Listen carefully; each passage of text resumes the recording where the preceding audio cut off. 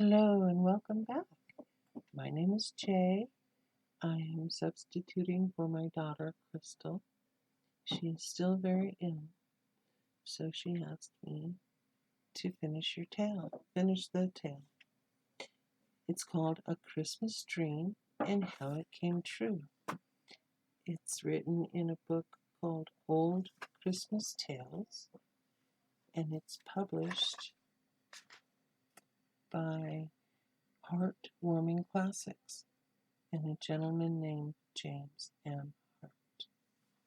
I do want you to know that today is my birthday, and it is a pleasure to be sharing it with you.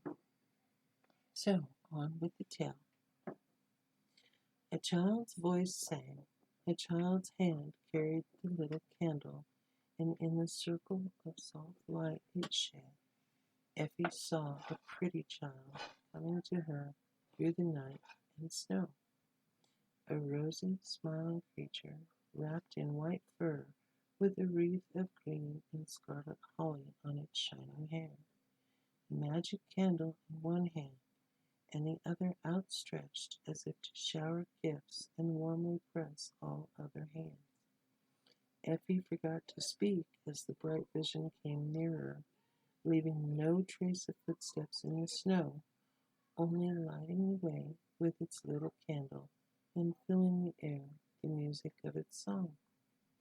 "Dear child, you are lost, and I have come to find you," said the stranger, taking Effie's cold hands in his, with a smile like sunshine, while every holly berry glowed like a little fire.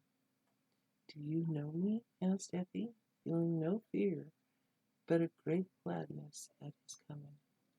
"I know all children, and go to find them, for this is my holiday, and I gather them from all parts of the world to be merry with me once a year." "Are you an angel?" asked Effie, looking for the wings. "No, I am a Christmas spirit, and live with my mates in a pleasant place, getting ready for our holiday. When we are let out to roam about the world, helping this helping make this a happy time for all who will let us in. Will you come and see how we work?" "I will go anywhere with you. Don't leave me again," cried Effie gladly. "First, I will make you comfortable. That is what we love to do. You are cold, and you shall be warm. Hungry, and I will feed you. Sorrowful, and I will make you gay." With a wave of his candle, all three miracles were wrought, for the snowflakes turned to a white fur cloak and hood on Effie's head and shoulders.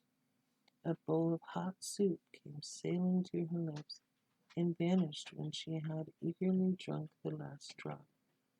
And suddenly the dismal field changed to a new world so full of wonders that all her troubles were forgotten in a minute. Bells were ringing so merrily that it was hard to keep from dancing.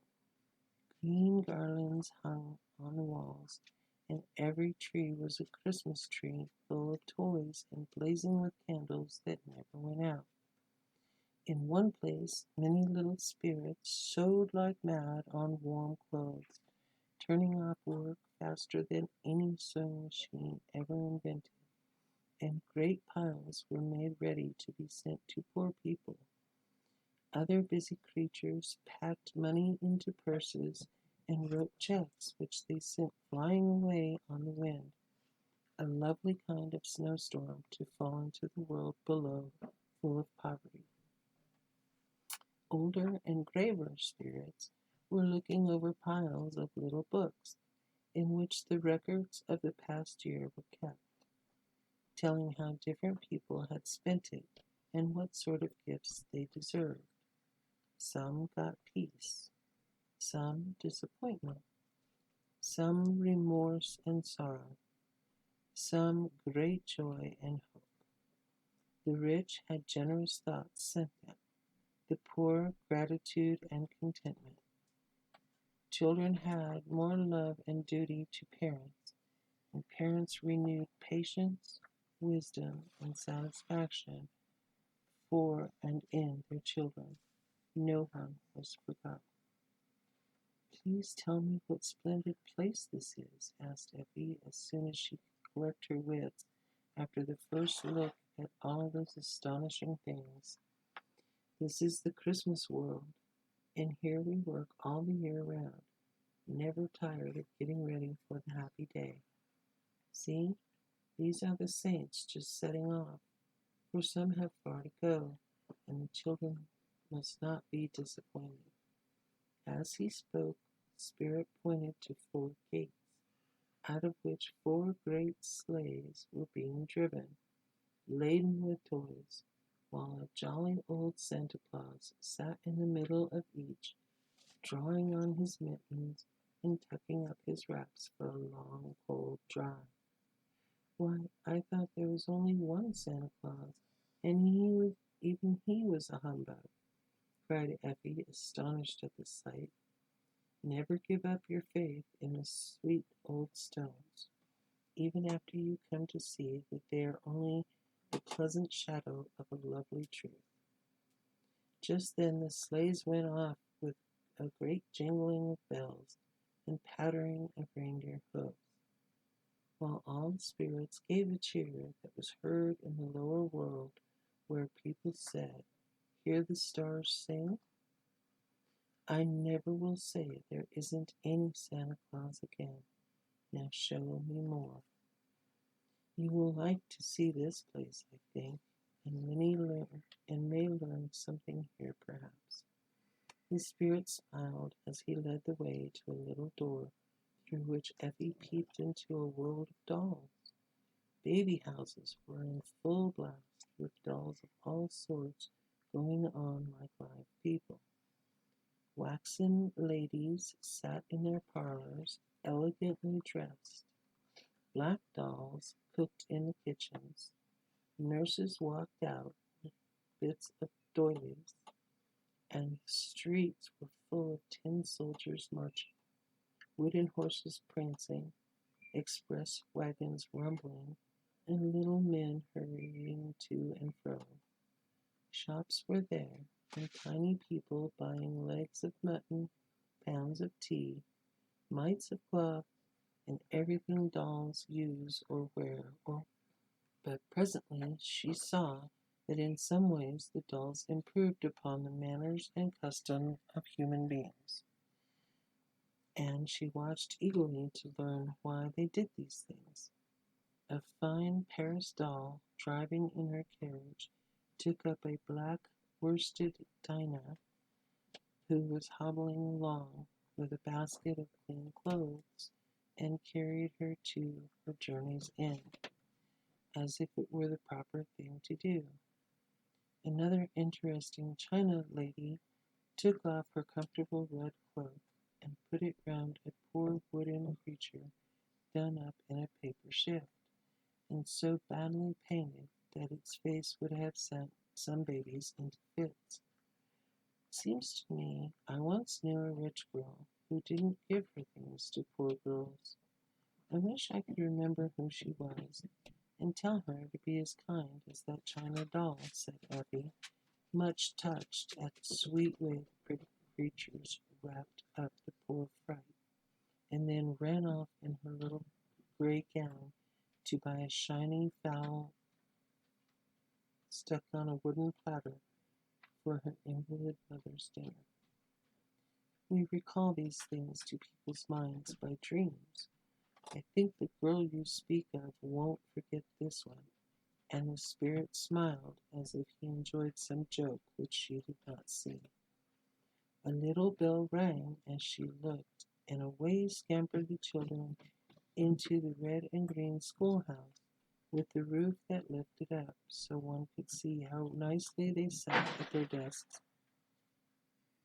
with mites of books, or drew on the inch-square blackboards with crumbs of chalk. They know their lessons very well, and are as still as mice. We made a great racket at our school, and get bad marks every day.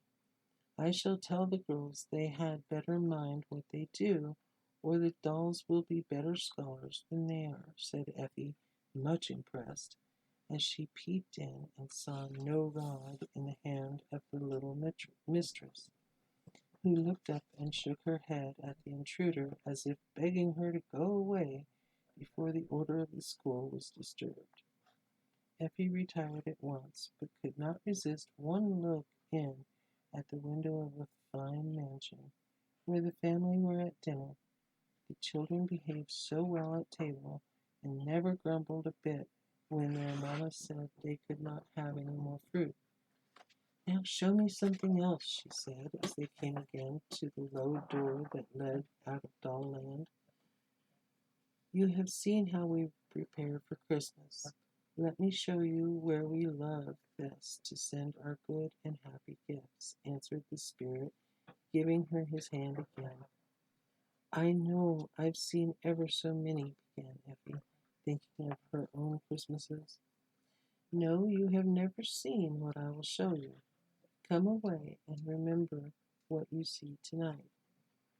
Like a flash, that bright world vanished, and Effie found herself in a part of the city she had never seen before. It was far away from the gayer places, where every store was brilliant with lights and full of pretty things, and every house wore a festival air, while people hurried to and fro with merry greetings. It was down among the dingy streets where the poor lived, and where there was no making ready for Christmas. Hungry women looked in at the shabby shops, longing to buy meat and bread, but empty pockets forbade. Tipsy men drank up their wages in the bar rooms, and in many cold, dark chambers little children huddled under the thin blankets, trying to forget their misery in sleep. No nice dinners filled the air with savory smells. No gay trees dropped toys and bonbons into eager hands. No little stockings hung in rows beside the chimney piece ready to be filled. No happy sounds of music, gay voices, and dancing feet were heard, and there were no signs of Christmas anywhere. "Don't they have any in this place?" asked Effie, shivering as she held fast the spirit's hand, following where he led her. "We come to bring it. Let me show you our best workers." And the spirit pointed to some sweet-faced men and women who came stealing into the poor houses, working such beautiful miracles that Effie could only stand and watch. Some slipped money into the empty pockets and sent the happy mothers to buy all the comforts they needed. Others led the drunken men out of temptation and took them home to find safer pleasures there. Fires were kindled on cold hearths, tables spread as if by magic, and warm clothes wrapped round shivering limbs. Flowers suddenly bloomed in the chambers of the sick. Old people found themselves remembered. Sad hearts were consoled by a tender word, and wicked ones softened by the story of him who forgave all sin. But the sweetest work was for the children, and Effie held her breath to watch these human fairies hang up and fill the little stockings, without which a child's Christmas is not perfect, putting in things that once she would have thought very humble presents, but which now seemed beautiful and precious because these poor babies had nothing. "This is so beautiful. I wish I could make Merry Christmases as these good people do, and be loved and thanked as they are," said Effie softly, as she watched the busy men and women do their work and steal away without thinking of any reward but their own satisfaction. "You can if you will. I have shown you the way, and see how happy your own holiday will be hereafter." As he spoke, the spirit seemed to put his arms about her and vanished with a kiss. "Oh, stay and show me more," cried Effie, trying to hold him fast. Darling, wake up. Tell me, why are you smiling in your sleep? Said a voice in her ear. And opening her eyes, there was Mamma bending over her, and morning sunshine streaming into the room. Are they all gone? Did you hear the bells? Wasn't it splendid? She asked, rubbing her eyes and looking about her for the pretty child who was so real and sweet. You've been dreaming at a great rate, talking in your sleep, laughing and clapping your hands as if you were cheering someone. Tell me, what was so splendid? Said Mamma, smoothing the tumbled hair and lifting up her sleepy head.